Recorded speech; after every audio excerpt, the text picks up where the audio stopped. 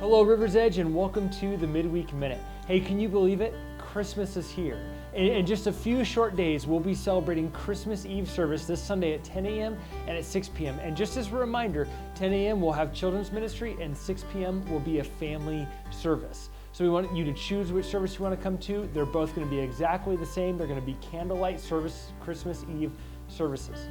But as we approach Christmas Eve, I want you to begin thinking about some of the scripture that we'll use and about the importance of this. And I love the way that John talks about the birth of Jesus.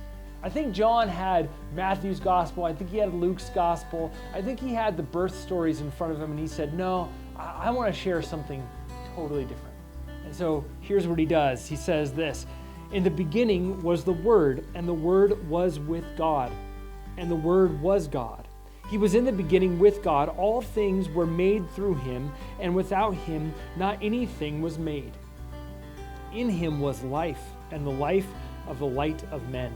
The light shines in the darkness, and the darkness has not overcome it. When I picture Christmas Eve, when I picture that moment of Jesus coming, it is like the true light comes into the earth and extinguishes the darkness.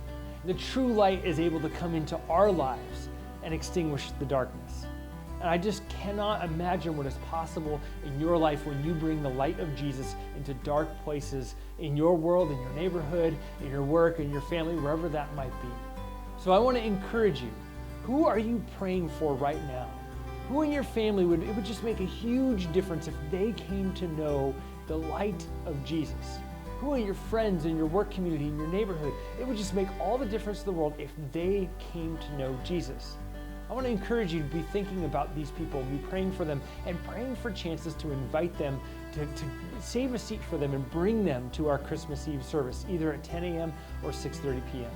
I can't wait to see you this Christmas Eve as we celebrate the birth of Jesus together. We'll see you then.